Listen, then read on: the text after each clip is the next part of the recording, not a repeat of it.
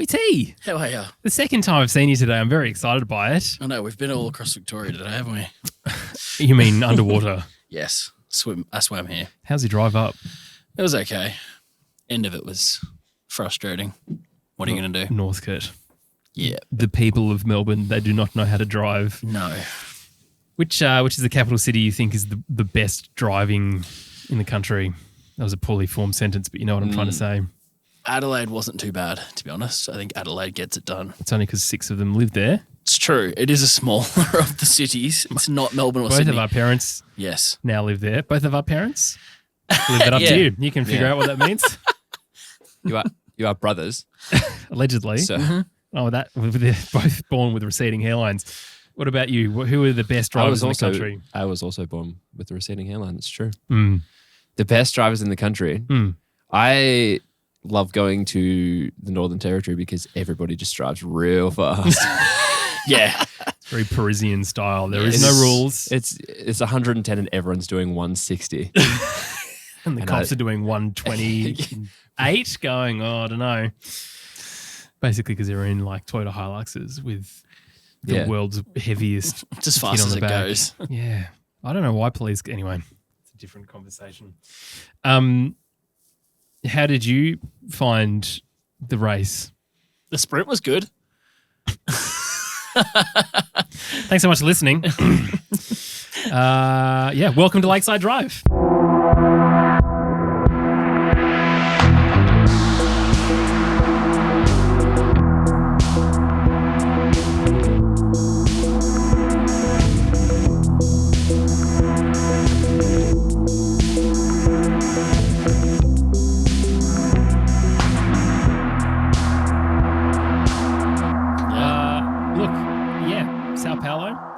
Brazilian Grand Prix.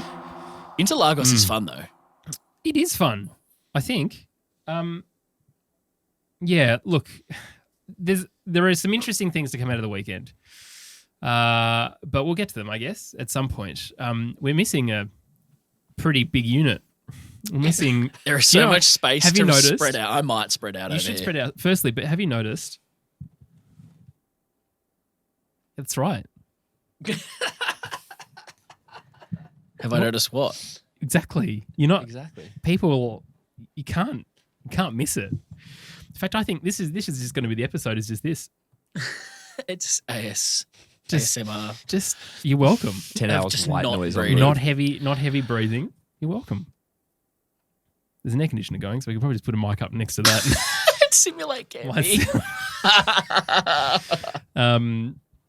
The main man himself is being a good husband. He's a good guy, and he won't actually be here for this episode. He won't be here for next week either. So Mark Kay is going to join us next week. But until Mark's then, better than all of us. Let's be honest. Except for his thoughts about who's the GOAT. Yeah, who's the greatest of all time in basketball? Michael Jordan. Who'd you say that for? Why? He's just saying I know about basketball.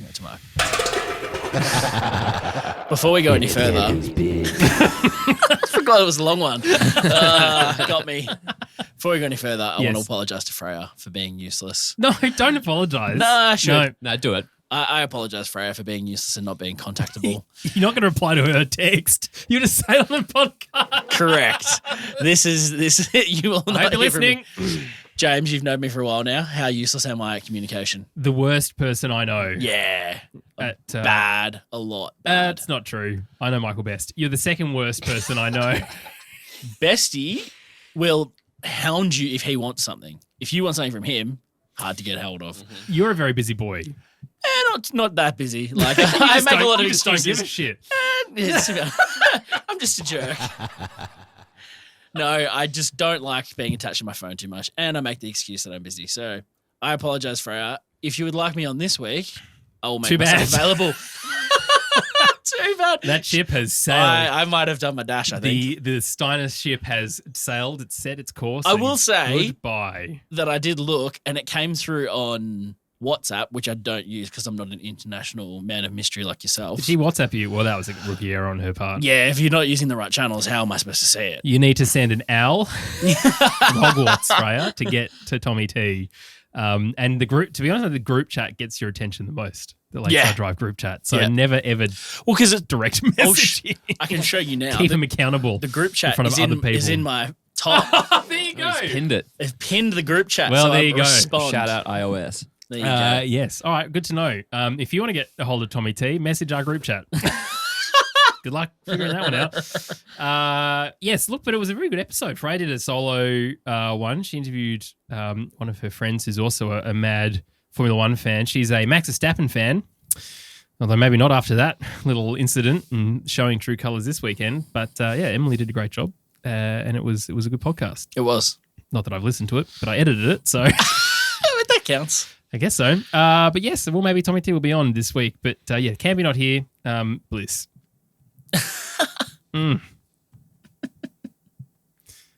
It's a great room tone. Isn't it? It's a good room tone. Tommy T. Yes. Tell you who is not in the bin. Kevin Magnussen. No. It is the only thing that I could think of, apart from DR getting pole, it's the only thing I can think of that was actually keeping me interested in Formula One was someone like VB, K-Mag, right from the very back of the pack, getting a pole, and he bloody did it to him, and it was a Haas sandwich because Schumacher was the very back. Oh, brutal. No, and the people are going to try and discount it, but it was completely on merit. That qualifying, he was in the right place at the right time, but there was other people around him that failed. He was the one that put through the best lap with the changing conditions. That's how it breaks. Like, perfect, executed, and no one's going to take that away from him who's a driver because they understand exactly how it works. It's just going to be people like you and I that just everyone was happy talk for shit him. And don't know what they're talking about. Well, yes. And that's the podcast. Yes. That actually is the description on the podcast. Yeah, but you're right. But every single driver, every team principal, everyone was stoked for Haas. Yep, big time. Because it's their first as a team and it's his first as a driver. So it's excellent. For a team that's been going, 5 years now, I think, going into the 5th year. Finally to get some kind of accolade like that is huge and will keep them going forward. Is going to help with sponsorship and deals because they are the American team. They're going to need everything they can get because they're going to be in the limelight at the 3 American races we have next year. Yeah, absolutely right. It's the longest a team has taken to get a pole position. But we know that Haas have been an up and down. And they've done, stupid energy drinks that don't exist as a brand, much like crypto. I forgot about that. That Mercedes ditched as a thing because it fell over. It's the one of many crypto sponsors that are about to fall. You heard it here for that and Husky Chocolate disappearing together. So good. Like it felt like we're going through the motions, honestly, coming towards the end of the season. I know I said this jokingly, we've lost 300 or 400 listeners a week at the moment, I think, because all of them are just so bloody done with it. Very cooked a lot. But Kevin Magnussen brought some joy back to us a lot. Some other joy to think about looking forward from an Australian point of view is that Oscar he's done a test in a McLaren. Last year's McLaren, it was behind closed doors. Is that McLaren better or worse than this year's? Yes. Yes. Good answer. But he's getting an early release from Alpine, meaning he actually gets to take part in the rookie test at the end of Abu Dhabi, which I think he was also promised to one of many IndyCar drivers from McLaren, maybe Pato. Pato done it already? Colton Herter? No. So anyway, whoever. I'm sure there's be 4 or 5 different drivers in a day driving the thing. But anyway, it's good. Oscar gets in the papaya early before Christmas, gets to figure out some stuff, gets to belong to the team, which I think is a good thing. Yeah. I mean, we want the best opportunity for him to succeed as possible. So I'm really excited. I'm getting myself excited for Oscar to be in Formula One, as much as it feels like we haven't even finished the season yet and we're looking forward to next season. Getting into a positive mindset. This season was over 4 races ago, let's be honest. Many more than that. Well, we remembered that Hulkenberg was driving at the beginning of this season. Oh, God. Right? Yeah. We're all thinking about Hulkenberg coming in to replace Schumacher going, yeah, but he's been out of the sport. Well, don't forget he drove at the beginning of the season and out-qualified Lance Stroll, who had already done testing. So, it's a whole thing. What are my next points? Esteban and Lance are duds. Yep. Alonso comments after the sprint. Thank God there's not many more races left, then it's finally over. That's me just kind of putting words in his mouth and paraphrasing. But as much as these 2 drivers, Esteban Ocon and Lance Stroll, like what you're feeling about it? Because I mean, DR's not driving on the grid next year, and these 2 are in fairly decently paced cars, it seems. I think they're similar but different. Lance seems like he does not want to be there, but he knows this is the lifestyle and the status and his position in life. He wants to be a cool Formula One driver with the cool job that lives in Monaco and has a yacht. And that's Lance. From the outside, we don't know him, but he seems like a very boring dude. Like, you don't know much more. Oh, no. But you don't know much more than him other than he's extremely rich. And that's it. The rest of it is just like shroud. Like, no one knows anything about this guy. And then you've got Esteban, who is not that, who's come from very somewhat humble in the Formula One world, that is. But it's just like a pain in the ass. And no one likes him. Like, for all accounts, like Daniel seems like one of the nicest guys, could not get along with Esteban. Every teammate he's had has wanted to punch him in the head. Every person in every other car has wanted to punch him at some stage. He's just an irritable human being and seems like a pain to work with. They're very just like odd personalities when we're so used to these charismatic, cool, slick, like, I don't know, playboys. You've got these two duds that are just like boring or painful to be around. Yeah. It frustrates me because, and I've said this, I think, a couple of times over the last couple of years, these guys are leaders. You got to start behaving like leaders. You can't behave like a child and not own your mistakes. And Lance coming to the press conference and saying, I wasn't looking at my mirror. I haven't seen the footage. Mate, you were there. You were in the car. You were literally in the car. You saying you haven't seen the footage means you're admitting you weren't looking in your mirrors when you pushed Vettel Seb's off reaction onto was the the best. grass. Okay. Which is just, honestly. Sums it up perfectly. He's like, okay, I cannot I deal guess. with Yeah. And now it's time for the Discord comment of the week. Do you like my t-shirt? Yeah. The camera's set up this time so you can see I haven't worn my purple one, my Lakeside Drive one, but this is our Legends t-shirt, which Tommy T designed, and it's both Jacks, okay? Both Jacks. We're just going to keep it with Yeah. that. Why not? Until he gets to Formula One. Jack We'll probably squared. put Jack down the bottom at some point. Yeah. But if you want to support the show, feel free to grab some merch. And shout out to a couple of you who jumped on the website the last couple of weeks to grab that after I wore this last time, lakesidedrive.com.au, and there's a couple of different designs, a whole bunch of colours. There's some special campy designs that Tommy T has done. You can grab that. But this is our Discord comment of the week. And this was me earlier because I didn't watch it live. Why would you? I said, as a side note, this is in the Discord. Can someone please put forward a Discord comment of the week? And Steamroller23 goes, haven't you been keeping up? Because you were watching after. I don't want to scroll back through. There was too many, and everything was going on. Like I was still having engaging conversations with people and watching all of the memes come through. So James walked into my work today a couple of hours after the race had finished, but an hour and a half, and I was just watching the post race while working. And James goes, "Oh well, I bloody know he's won now, hasn't he?" He's like, "I'm off to go watch it now." Well, I saw two Union flags, and I was like, "Well, Lando Norris isn't on the podium, is he?" So I know who's got one or two. And I saw George crying, so he's not. It weren't unhappy tears. He wasn't. No, second. they were happy tears. Yes. Were you upstanding for God Save the King for the first time? I always am. Good guy. All the time, mentally, I am upstanding for God Save the King. Wherever it's being played, you can imagine me there in full respect mode all the time. Yes.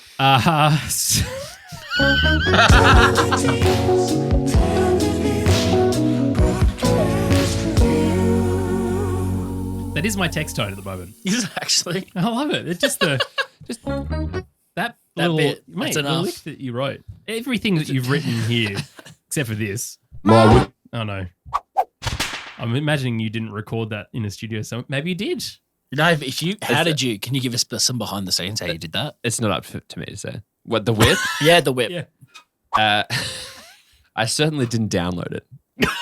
Let me just say that much. Yeah, recorded What in did the you- studio. I recorded it myself with my not a cat of nine tails because that is There's Whoa. too many. that's Whoa. nine that's 9 little whips. Whoa. Good. I imagine you walking the streets of Northcote looking for some bamboo Yeah. to just whip around in front of a microphone. Is Yeah. how I imagined it worked. My job is often just procurement. Yeah.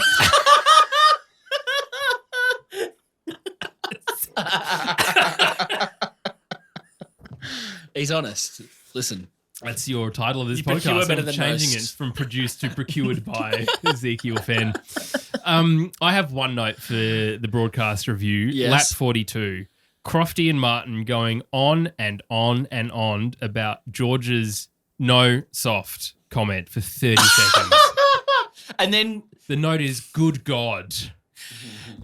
the other part of that is always talking about George's hometown, like we're supposed to know what the hell that is. It's like me going, oh, Zeke from Upway is coming down here. No one knows where wherever the hell he's from, Kings is. Lynn. I only know I Kings asked- Lynn because he's been said 400 times Yes, on that I asked episode. my co-worker who's from the UK. He's like, don't know where that is. No one gives a shit. Stop talking about it. Martin's from Kings Lynn too, apparently. Sweet. Great. No one cares. And he's Two like, of them. but the thing is, and it's just, It's an international broadcast. Can you please stop? we are not the only Australian podcast. I know Boxers Jeez. Neutrals last week absolutely laid into Sky, and the week before. It is lazy and it is very, very, very annoying. You know you're the international They're not even broadcaster. trying Be anymore. better. They're just focusing solely on British. They're honing in on it, if anything. Oh, it is absolutely disastrous. It's Campy's bin. Campy, who's in your bin this week? You do have a beanie on. Let me just warm up my breathing voice. You can pick anyone from Formula One that you can remember the name of. It could be any generation. Well, in all earnest, Yes. I watched the highlights this morning. What? My God, did you really? You And- did prep? And it started off so great because obviously lap 1 happened. Mm. And I was like, if this is what Formula One is If like, crashing's the whole thing. I didn't know you could crash into people on purpose. And you can't. But Well, Sergio Perez can crash into the wall on purpose. that is Just his ask Matt prerogative. Verstappen. Yep. Who's in my bin? I don't know. I had a good time watching it. That's actually there you go. That's the whole podcast, everyone. Yeah. That's it. We're This is finishing the great. season now because Ezekiel Fenn has What I would watched really love and for one enjoyed day, opening lap. I really want you to throw to Zeke one day and he comes out with a really obscure name. Just like out of nowhere, like some 80s British driver or Brazilian driver for this week. I did try and peep the name of the gentleman who waved the checkered flag at the end. Oh, yes. But Emerson Fittipaldi. Thank you. I was going to put him in the bin for not wearing earplugs, but You should. I couldn't remember his name. Do you know why, though? So, Because probably can't hear. he's won some Formula One championships back in the day, wasn't wearing earplugs then, has Checks absolutely out. no hearing Really? left because it is loud, those cars, and they are beautiful. It's true. So well picked, Emerson Fittipaldi. We'll edit that in. So Yeah. just say it for me again, and I'll edit it. And hang on, It's Campy's bin. Campy, who's in your bin this week? Emerson Fittipaldi. Thank you very much. That's the podcast. Thank you so much for professional. listening. Look, I'm only putting. I tell you, he's not in the bin, and that is Mick Schumacher for driving Seb Vettel around in the drivers' parade lap where they get in the cool cars and drive. It's like an Mick anti-bin. was driving a roller with Seb in the back. I love that. I mean, Mick's not going to be around for the next year, but unless old mate Logan Sargent doesn't get his full super license points, Then and he has then to maybe be he goes to almost. Williams.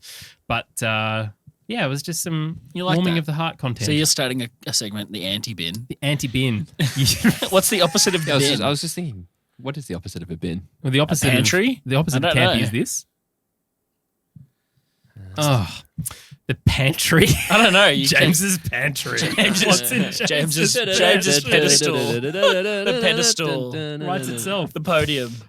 Some more non-copyrighted music exercise. Probably fine. Podcast penalties for this week. Would you like to give yourself? You've A already kind lot. of given yourself How one. many do you want? No, back it's of the fine grid. with me. Back of the grid. I did enjoy. Race ban, then I can't go on did Freya's enjoy Freya podcast. replied to the group message, "Who's Tommy T?" She's valid for that. You can put yourself in the bin. Before we get into our team-by-team analysis, let's just have a massive shout-out to our sponsor for this episode, NordVPN. Thank you to NordVPN for sponsoring this episode, as they will do for the rest of the year. 2 years, 4 months free. It is a really, really good deal. You can go to nordvpn.com/Lakeside Drive to go and check it out. We've spoken a little bit about Housewives of Atlanta. But what is your go-to region-specific content? Oh. It's not obviously Deadliest Catch. No. Actually, because you mentioned this the other day. You fully committed to that series that I stopped watching. Oh, Walking Dead. Yes. Which you do have to wait for, and it is available on binge, so I don't have to. But in the past, it was I actually really liked it. This might seem odd. And it's very campy-esque, I'm realising as I'm saying it, is Meat Eater, the the hunting show. Wow. Which I used to have to change region to go watch the older seasons, and you can still find. Which region did you have to change to? Was it the US? It out of was US, curiosity? yes, There you it go. was. Well, that's one use of NordVPN. This is one to use. do that. The other thing I have done, which is the most common use for, and don't tell them, but when I signed up for my NBA League Pass subscription, I said I was from South Africa to get a drastically different price for a yearly subscription. Is that so? And then now I have that. That is It's a incredible win. content. Yeah. So don't tell them because they'll find me. And But the NBA. yes, the whole of the NBA. But if you two would like to get an NBA subscription, a great way to do that. 76ers coming for you? Oh, that's right, because they'll miss you probably. But it was a dramatic saving. So that's one thing that NordVPN can do. You can jump into different regions because they're not going to charge the same for Disney Plus worldwide, say. They're going to charge specific to your kind of socioeconomic country. Yeah. So you can kind of take advantage of that. One of the great things as well, so when I've been traveling, if I'm in the UK and I'm happy enough to set my VPN to where I am, you find stuff like on Amazon Prime or Netflix, whatever, you go, this is really cool. You know it's not in Australia, so you can just keep yourself in the UK for the flight home, and then you're landing in Singapore, it's still there, and you can download the next couple episodes. Yep. It's legitimately been very, very good and actually helpful. Yes. And the great thing is it's 30-day money-back guarantee. Look, there's a lot of here, say this, all this stuff with the script and all that sort of jazz. Look, it is a bloody good product. We actually use it ourselves. You can see on my phone, it's the second app along because I legitimately use it. So it's risk-free. Go do it. Supports us by you doing that and potentially lengthens our sponsorship with them. So massive thanks again to NordVPN. Go to nordvpn.com/Lakeside Drive. The link is also in the description below. Let's do our team-by-team analysis and start at the very back of the grid with McLaren. What the actual... Ugh. Okay. Yes. You said, okay, I'm going to go watch the race now and went to the next room. Within 5 minutes, I got a message. Well, why am I going to watch the rest of this bloody thing? Oh, I guess I better because we've got a podcast. It was literally verbatim. What the did I text. what did I write to you? There's a couple of other... There was a few other funny things. MCL Spinaz is also... Well, it's because Norris Yeah. spun bloody Leclerc out. I was surprised Yeah. Leclerc didn't have a safety car. Oh, sorry, to abandon his car there too. When they said that he got that thing going, I was like, he's in the wall. How is he going? That was very impressive for him to get that Those car front wings, moving. dude. Yeah, It insane. is. I watched I think I said last episode, I watched the highlights from the Brazilian Grand Prix last year. And there's a couple of instances of people collecting other people, and it was just carbon fiber everywhere, front wing. This time around is like buffing into different people, like even DR, and that spin around. It was unfortunate with DR that Magnussen kept coming, and it was really sad because I wanted both of those guys to have a good race. Oh, no. And Daniel was unfortunate with how he came in. I'm not sure it was all his fault because Kevin slowed a little bit down as well. The car in front of him, but I mean, it was just a racing incident and disappointing. And DR. I felt like it was just a lap one incident. I didn't think it was like anything more than that. It didn't need investigation, to be honest. I think DR would have been sad that it was Kevin too, to be honest, because do you follow DR's new Insta? No, but I've seen a profile? few of them. Mate, Daniel3.jpg is his username. Zeke, and it's what are handled. your whole thoughts What on DR's new Instagram? on his photography-based Instagram? I'm happy for him to be, trying his hand at something new and having a good time It's by true. all accounts. It sounds like he's going to have a lot of time to do it. Yeah. It's important to have something lined up after a career change. Yeah. Here you go. Yeah, let's have a look at some of those photos Okay, as we talk about it. We'll come back to you. Can I just say, Lando Norris Yes. was sick. Can I quickly say something? I'm so sick of him being like the Sick. woe is me little wuss that constantly, about 7 times this year, they've talked about how he's felt sick. Can I be fair to him? Where though? fucking where? Let's get It's on with not- it and race. It's not him. It's Sky. Yes. It's constantly Sky. I don't think because he would have, if he was where, then he wouldn't have actually got in the car. It's What did true. you think? Impressive, yeah. He's only following 2 people. He's following himself. Relatable. Stats. Yeah. Stats. Yeah. and Lando.jp. He's not even following Lando's actual page. Very good. It was considering all of the stuff on food poisoning or whatever, and like, we've all been there. It's pretty shit. And when you're pulling G's like that. Get it? When you're pulling G's like that, it's pretty hard. Anyway, he did very well for a long time, was battling in a place where that McLaren on paper shouldn't be. So, look, big ups to Lando for that, I think. If he was as sick as he says he was, then really hard to do. It's a shame that he DNF'd really with that mechanical. But for McLaren to have a double DNF, I can't say I'm unhappy. It could have happened to a worse team, not really. Now, I hope Alpine overtake you. Well, we get into these conversations now. Who wants that? Is it fourth in the constructors? Fourth? It fifth? is, yep.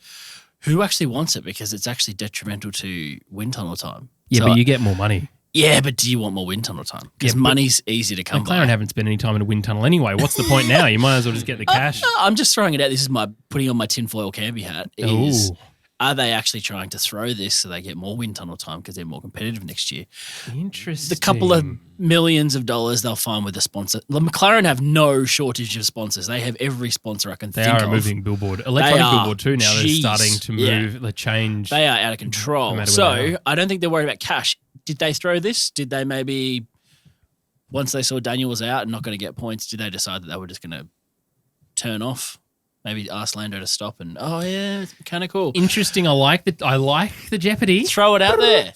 Because I think sparkle sound effect. It seems like Alpine tried to do it yesterday, the day before, when they were trying to take each other out in the sprint race. So are they competing for the bottom right now, trying to get more wind tunnel time? Here it is. So the race for second and third is on. Mercedes on 505 points, Ferrari on 524 points, Alpine 167, McLaren 148. So there is still the potential for McLaren to get ahead, but it's so unlikely knowing how fast that Alpine is. And considering they started out of position, they really pushed themselves towards the front. So anyway, let's talk about Williams.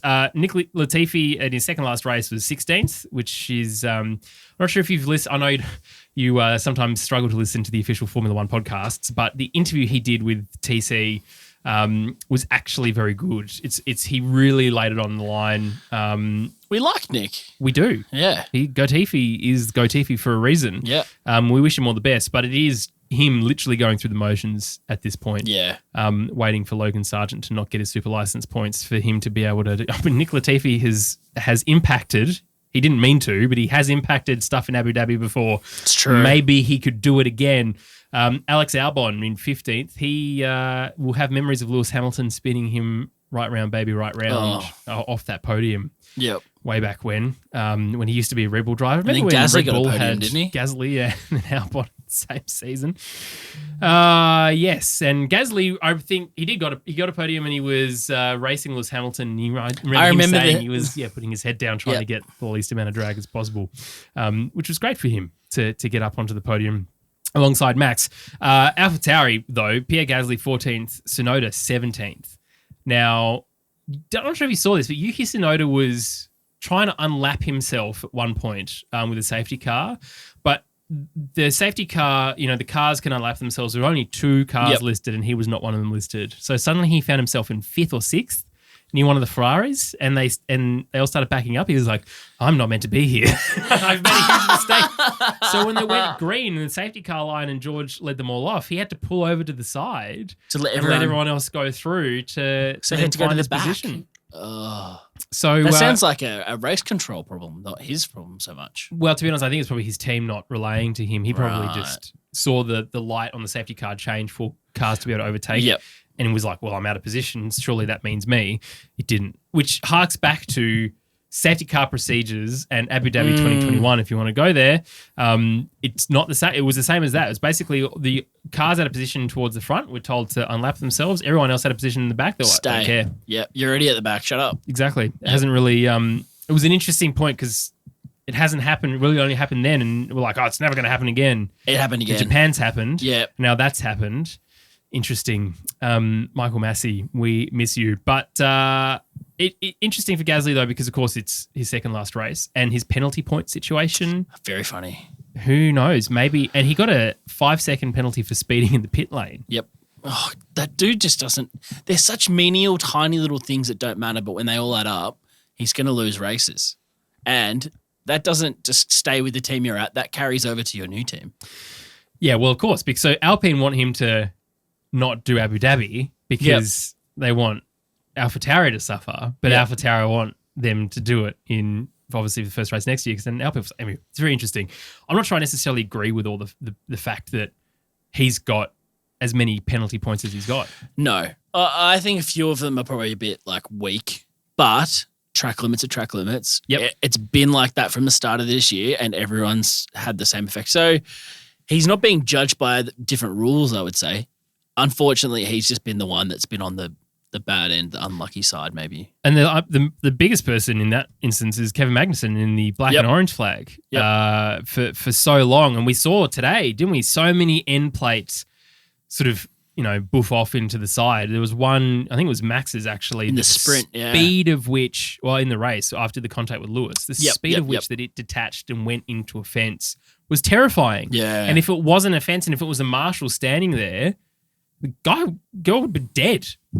The velocity of it. So I understand, but when it breaks off, different questions about it's broken now. Yeah. So I don't know, for K-Mag is kind of like, I get it, but it's kind of unfortunate for a lot of the times. It's kind of just been in an angle and then said, it could fall off. Whereas the other ones have kind of been flopping around a little bit and then have yeeted themselves off the wing. But yeah, having a DNF is such a shame, but him getting pole, I was annoyed he didn't take his helmet off for a long time because I wanted to see that smile. Yeah, because he knew he had to get weighed, so he was trying to keep all his stuff. He gave away his gloves I was watching to his guy, and then he's like, where's my gloves? I need to weigh myself with my gloves. But it was such good and joyous content. It was good. Did you enjoy it, Zeke? I don't, what can I say? Well, this is a guy, just for your context, this is a guy who in his first outing in Formula One, 2014, he's driving for McLaren and he gets a podium in Australia. It was like, as like a out baby, of the box, a baby driver. Out of the box, amazing position for him. McLaren at that point were a pretty strong team.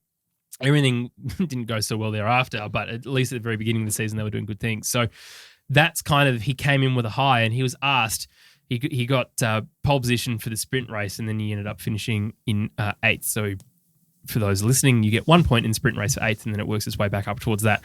But he was asked, what does it measure between 2014 and 2022? How does it feel? Like, this just feels so different because of all the ups and downs.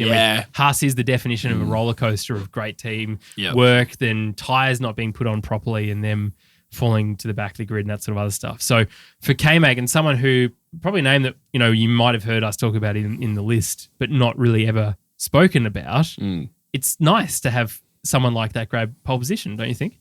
Yeah. Just keeps it fresh for you. Yeah. The only other person who watches Formula One. As a Formula One fan. Yes. Dude, go on. Yep. I agree. Good. Now, Mick Schumacher. Yes. Everyone's like, it's a nail in the coffin for him because he finished in 20th. It was a Haas sandwich, Kevin at the front, Mick at the back. He stormed through that field sprint to get into that grid qualifying position, into that box spot incredibly well. Yep. He was fighting cars that he had no business being faster than. Yep. And he drove incredibly well, was very respectful with how he raced. I'm still struggling to see why bringing Hulk back, if that is the path they go down, is a better choice at this point than just keeping Mick for another 12 months. I don't see why it is, to be honest. Consistency, someone who's been in that car now for 2 seasons, knows the team, understands, is developing with the team, makes sense to me, as opposed to a brand new face that's coming back and is kind of separated from the sport. Yes, raced this year, but was not fit enough, was not healthy enough, is going to be having to get fit and healthy over that time. I think Mick would be the option for me. Less change, the better. Let's focus on controlling variables we can, which is a driver. Right now, we don't have to make a change because the car's nowhere near competitive. Why would we mess with things we don't have to? Yeah. And I think, early on in the season, he did punch it into a wall for a bit. Yep. And Gene Haas has come out and said, well, he's cost us a lot of money. But Gene Haas isn't spending nearly enough money, let's be honest. That's why the team's not good. That's very true. But to me, this is his true rookie season. Because last year was not because of racing alongside Mazepin. You can't learn It's not anything. a measuring stick. Kevin Magnussen is a great measuring stick and is helping Mick along. So Seb, I just think given that fact, and as difficult as it is to wipe off a year from everyone's memory, he's shown a lot of progress and he's getting better and better, I think. So look, for my mind, I think Haas should keep the lineup that they've got for next year. Bringing Hulk back is interesting to a point because it shows to people like Daniel Rick that there is an opportunity to come back. But in the same instance, there is already a seasoned driver there in Kevin Magnussen who's actually got a podium already, whereas Hulk hasn't. It's just an interesting point for me. So I don't really see where it is. But anyway, that's still yet to be announced. Gunter was a very happy, very, very happy boy. And I think he said something along the lines of, when it's raining soup, you need to have your spoons or something, or when there's heaps of soup, you need to have spoons. It's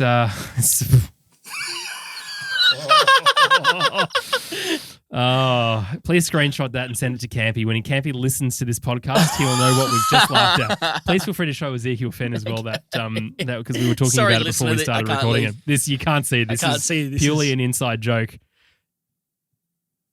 I look forward to you doing that. Zeke's gone. We'll be right back. My whipping boy. And we're back. Thanks so much for joining us here on the Lakeside Drive F1 podcast. Good God. Let's keep going through. We're almost there, listener. Thanks for sticking with us. Aston Martin, Seb Vettel in 11th and Lance Stroll finishing in 10th. Seb drove so well this weekend. He's putting that car up towards the front, like that 5th, 6th position. He's battling Alonso. He's back where he should be. Yeah. And Hamilton, he was battling Hamilton at one point for position. You love to see it. Well, I love seeing this, Seb, and it's only really since he's decided to give it up. He's been relaxed and just kind of like, I'll take it as it comes, and I'll commit to every race and be really hardworking. But then it's because I think he knows that there's no like off season and then coming back, and this is it. He's got nothing to lose, so he's just putting it all out there. He seems relaxed and just enjoying every moment as well. He's not really like getting caught up in the points and the standings and stuff. He's just race by race. How well can I do? And he's got some merch. Did you open that link that I sent? No, I didn't. He's got 4 T-shirt designs. The prices are astronomical. They're like, it's 21. This is why Formula One drivers make so much money. 50 euros shipping and 70 euros for the T-shirt. Get stuffed. Which is about $4,272 dues. Jeepers. Just have a scroll through there and look at the designs. So I actually quite like the designs. And I'm thinking about buying Campy one of them from the Lakeside Drive. I can tell which one. Yes. What are your whole thoughts? I think Campy would like none of those. Exactly. Wow. I think Miami Underwater's funny. It is funny. Which one do you think we should buy, Campy? Listener would love your input too. Go to Seb Vettel's website and send us which one of the 4 T-shirts you think we should buy him. Yeah, this is going to have to be a play along because this is terrible radio. It's going to be great though. Yeah, good. The last one. Yeah. This one? Yes. That's Campy's. Okay, good. Well, that's the 3. To be honest, I think everyone else will join us in that spot. But yes, Sebastian Vettel, the guy is a legend. We're going to miss him, as we've said time and time again this year. How funny that it's been, it's come full circle. Yeah. We really started enjoying him at Ferrari. The villain era he left at Red Bull, and now he's going to go out very much loved. Lance Stroll, though, as a teammate, goodness me. And now Alonso is trading Esteban for him. It's not much better, is it? Rip. I don't know. They were the 2 people you'd argue made the most like diabolical calls against their teammate. Absolutely. This week in the sprint. Right. They were the ones at fault. But Aston Martin are actually getting faster. Yes. So there is, I think, a good... They've stolen some people from bigger teams. There's a lot of good people working at that outfit now. And when they get the campus up and running... The campus. It will be fantastic. Maybe it's up and running already. I don't know. I don't follow their social media. Aston Martin estate. They should call it that. The estate. Their estate is the medical car. Alfa Romeo. Valtteri Bottas finishing in 9th. Joe Guan Yu finishing That's underrated. Thank you. I like canned laughter, especially when it's Campies. Valtteri Bottas finishing in 9th. He kind of flew on the radar. He did. But he has an excellent Ned Flanders version of moustache. Oh my gosh. It is luscious. Do yourself a favor and go and look at his face if you haven't. It's on Daniel's good. Instagram, actually, his new one. It is, yes. Oh, so you have seen it. Yes. Very good a lot. And Joe Guanyu finishing in 12th. Alfa Romeo, of course, now just fully focused, I reckon, on getting to their Audi era. Yep. 2026. So be interesting to see what they can do because they talk about, we've found some pace and then it gets the race and then they don't really do anything. So we know Valtteri Bottas is an amazing driver and Joe Guanyu has shown some really great performances this year as well. So it'll be interesting to see what they can do next year. Red Bull. Verstappen in 6th and Perez in 7th. Now, I initially wrote this down because I hadn't finished watching it when the order came through. Perez 6th and Verstappen 7th. But what happened to Tommy T? Why was that not the case? Well, Max decided that he was not going to give that place up, which we're still confused as to why, but Max has said behind closed doors he's let people know at the team. He's made it very clear, and it felt. I talked to you after quickly, and it seemed like he was trying to prove a point, or this was his chance to have some power or some upper hand, and he was there to prove a point and tell them exactly why he was not going to give that place back. So Campy sent through, even though he's not here, he sent through this. Oh, great! This tinfoil beanie thing. According to Eric Van Haren, Perez deliberately crashed in Monaco qualifying and later admitted it to Helmut Marko and Christian Horner. Maybe this is the reason Verstappen didn't let Perez pass. Of course, Perez went on to win that Grand Prix. So Perez had the fastest lap, then decided to red flag the session, basically. Yeah. So, which is fine, but also Perez has helped out Verstappen. So many. I can't even count how many times because it's at least it's the more best than teammate, 10. we'd argue. More than 10. Yeah. What it does to me is it shows two things. Firstly, his true colours, Verstappen's true colours. Secondly, why Daniel left Red Bull Racing. I think it's very easy to forget the circumstances in which he was unhappy and the fact that Verstappen was doing that kind of attitude back then. I remember Azerbaijan and that whole incident, the fallout from that. And what's interesting to me is think about the recent champions. I don't count Rosberg, but think about Hamilton, Vettel, Schumacher, Button, Raikkonen. At any point, did they say on a team radio, do you understand me, basically? Do we understand each other or that I'm the boss? And I'm running this team? Because his attitude was disgusting today, I have to say. Like, it's like, dude, okay, you're a great driver and you're a 2-time world champion. Congratulations. But you're not going to be like that forever. And that kind of attitude is not going to get you very far. Yeah, it seems odd because he has nothing really to gain out of this. I don't know what the upside is of what he's just done because it's put the team offside. It's put his fans and everyone kind of in a question. And it's really pissed off his teammate who was willing to help him at all costs. That's right. Usually. Now, that's not going to happen. Yeah. And also, it makes Christian Horner look weak. Yeah. And Christian Horner will not like that. Ooh, no. Because Sky F1, I mean, they're talking to Sky F1 again, Red Bull, after that whole one race they didn't. So basically asked him, like, is there any, cracks forming in the team? He said, oh, no, we're still a team and unity and everything else. Like, well, that does not look like the case. Yeah. And Max coming out afterwards and saying, oh, we've had a chat now and, people know my reasons. It's like, dude, you've already won the championship. Yeah. Like, for what reason? Now Charles Leclerc and your teammate are equal on points to go into second. Yeah. And he's like, oh, well, help him in Abu Dhabi. Mate, you could have helped him then. Yeah. So I think that's, and a lot of fans, sorry, not a lot of fans, but a couple of people who listen to our podcast who are Max Verstappen fans messaged me and said, it's very difficult being a Max Verstappen fan today. Yeah. And I agree. I think it's interesting. true colours. And you can't even find the analogy in another sport because it's such an individual sport most of the time. Yes. But the fact that is completely done, this is a dead rubber for all intents and purposes for Max and Red Bull. The only thing they've got left to prove is for the second driver, which has never been done by them, to come runner-up in the championship. So that should be the whole team's effort. It's the whole time. I'm sad for Sergio. Can he look shocked because and disappointed? The bit we haven't mentioned before is that he let Max through for Max to potentially take points off someone else. Yeah. His whole goal was to get past Leclerc to reduce the points even further. Exactly. If Perez couldn't get up there, at least Leclerc wouldn't get 4 points. But also, let's not forget, who fought Lewis Hamilton at the end of like a lion. The Grand Prix last year that helped Max get along? Yeah, Perez. Many a times. Many times. He switched with no hassle, could have rightly been leading races and has given up. True colours. Yeah. It's disappointing. All right, let's keep going. Alpine finishing ahead of Red Bull. Fernando Alonso in 5th. Esteban Ocon in 8th. He was told to let Alonso through after the safety or during the safety car whilst it was going to end, and he said basically to the team, "Piss off." An interesting additional, like, I don't think you got the level of, like, there's one thing Max Verstappen saying, a 2-time world champion, to a team and undeniably one of the best drivers on the grid, and then Esteban Ocon saying it basically, no. I found it interesting because he's the one sticking around, that they wouldn't have backed him over the driver leaving. So I thought that was an interesting point. He did then clarify after that he was like, let me get past Vettel and then I will let him pass. If I can't, we'll switch, whatever, blah, blah, blah, blah. His point was, why are you going to put me at a deficit trying to do this switch now when I can be chasing Vettel and getting the position for both of us? Yep. And Otmar came out later and said he was actually right for that. Yeah. And it was successful. I agree, but he just needs to be better on the radio. He sounded like a dick, didn't Understood.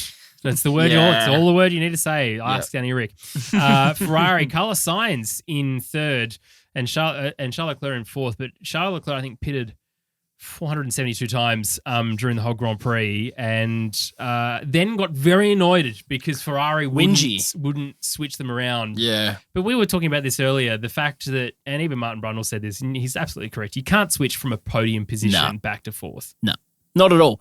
I don't think that's ever the right thing, and I don't know why Leclerc would want to ask that question when he knows full well that if that was roles reversed, he would say, get stuffed quicker than anyone. There is no way he would switch back. To take yourself off a podium when they're so hard to come by for most drivers. Ferrari. Leclerc's had a lot of podiums like in his young career. Carlos has worked really hard, had a lot of battles to get to that point, and has had a lot of disappointment this year with cars. Absolutely DNFs, all those kind of things. He fought back from an engine penalty for his 6th engine and 8th exhaust this week. The guy deserved a podium more than you, and he earned it. Yeah, rack off. And to be honest, it's nice to have a competition, the Aldi competition, for the second spot when it comes in to be equal on points. I mean, it's the same as last year of Hamilton and Verstappen, but now it's Leclerc and Perez, the position that no one really cares about. And Mercedes 1-2. Who would have thought at the beginning of the year that wheelbarrow of a car? Yep. Now coming in, Lewis Hamilton not winning as well, being George Russell being the first of the winners for Mercedes this year. They have made huge gains. Yep. And I think it was really interesting to hear. Like you at the gym. Wow. Couldn't let that one go. Sorry. I can't remember which technician they were talking to after from Mercedes, but they were talking about the whole season. Shove? Yep. Andrew Shevlin. After kind of the first 3 or 4 races, they decided this year was about learning. That was like winning the championship was off in the distance and really unattainable. What we are going to do is get everything we possibly can out of this year, milk every opportunity to learn and get better for the season after, which is such a great attitude to take into it. Whereas you could argue an Alpine or a McLaren are clawing on to trying to get 4th instead of like getting worse to get better.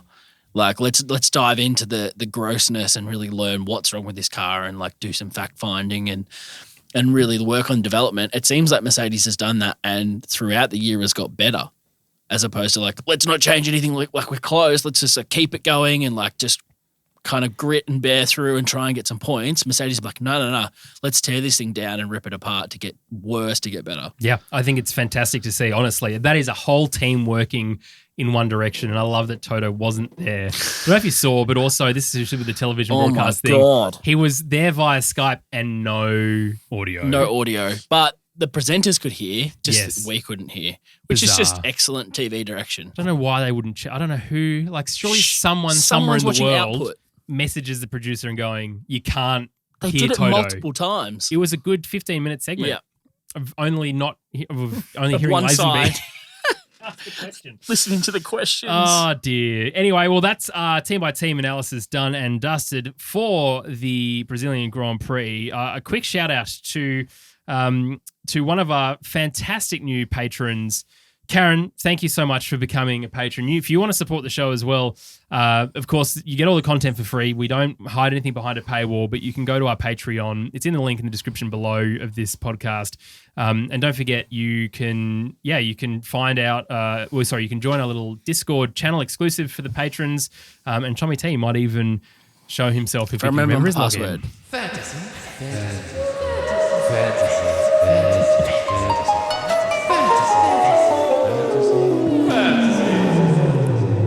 feel like Zeke's stings steal the thunder of our podcast. It's as they should, 'cause they're amazing.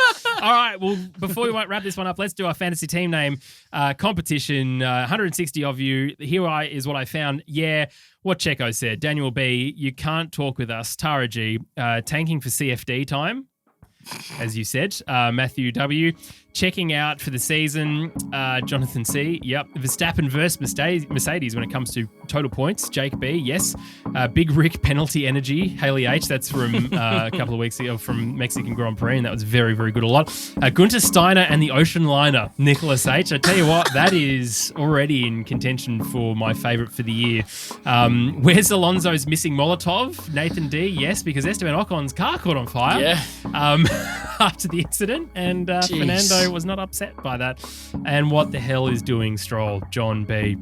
Top three in the race. First was Team Ferrari from Australia with Josh M with 334 points.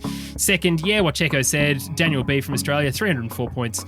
And third, all signs point to Carlos, Australia, Louise B, 293 points. I feel like a signs pun is amazing content. Quality, yeah. So that'll also be looked on favourably.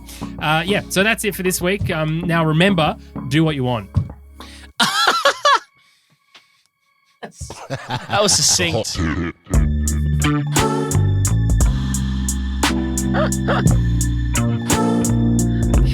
He's hung it up. Campy's Hot Tip. Outstanding. Hey, so the good news is I've been getting some really good feedback about this style. Oh, yeah. Oh, yeah? Let me get on mic. Hang on. It was from you. No one's listening anymore. I don't know where all the listeners are gone, but we've lost about 400 of you. It must be the style. Maybe the style isn't as good as we first thought. Do you know, I caught up with a couple of other podcasters the other day, F1 podcasters, and two things. They're like, we only look at our numbers at the end of the year. Mm. They don't bother looking at it week to week, which I thought was interesting. And secondly, they're just so sick of it already. Mm. Not already, like they're done with the season. Mm. One of the hosts doesn't even watch Formula One anymore. Doesn't even watch the highlights, just arrives to the studio. He's like, let me guess, Max Verstappen won? Yeah, okay. You didn't need to watch, did you? End episode.